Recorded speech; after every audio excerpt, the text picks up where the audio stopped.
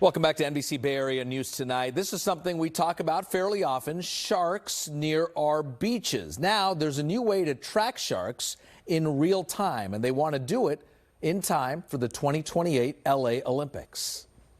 It will have a drone on it that will fly around, find sharks. It'll be listening for our acoustically tagged sharks. It'll take water samples to look for white shark DNA.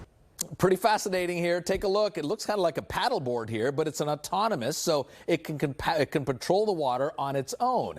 It also has a drone to investigate from the air. The new device is being tested by the Shark Lab at Cal State Long Beach. The idea is to have it send real-time alerts to lifeguards. This will be especially important for the upcoming Olympics because the open water swimming events are in the Pacific Ocean off of Long Beach. Joining us now is Chris Lowe, professor of marine biology and the director of the Shark Lab at Cal State Long Beach. Professor, thanks for being with us.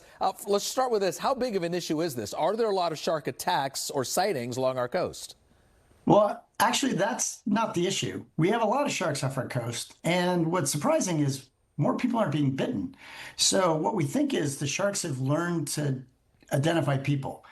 What this device will do is help lifeguards know when there are sharks off their beaches. Is this a new device, or is this a redo of a previous concept or idea?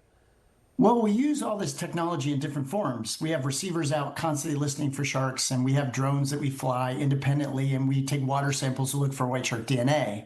What this does is put all three of those monitoring tools in one device that can patrol off a beach and send data to lifeguards in real time, whether it's video, detection data, even alerts from white shark DNA being present. Okay, so just in layman's terms, how will it work? You go out at 9 a.m. one day off of Long Beach or Huntington Beach, send it out, and then just patrol for a few hours?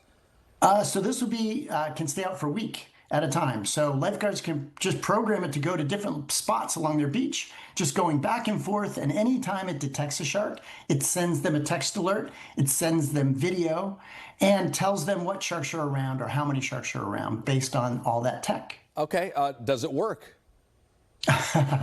Well, we're just getting started. So this is the first time we've taken the boat out. We've tested it with the acoustic receiver, and next step is taking it up to Monterey and getting the water sampler installed to do the eDNA. It is fascinating what you're working on. Did the Olympic Committee reach out to you or you to them? And is this a concern for the upcoming games? No, this is something we're working on, and we thought the Olympics would be the perfect place to trial this.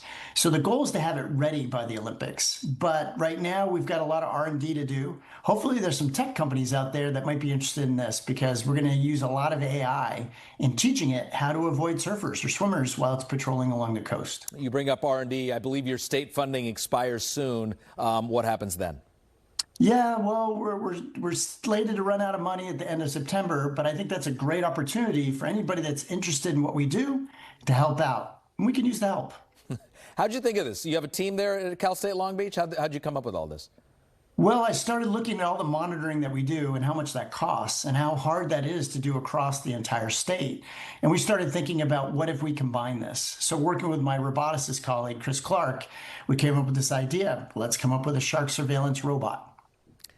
We will be watching, especially as we head toward the Olympics. Good luck with this project, and thanks for joining us tonight. Thank you.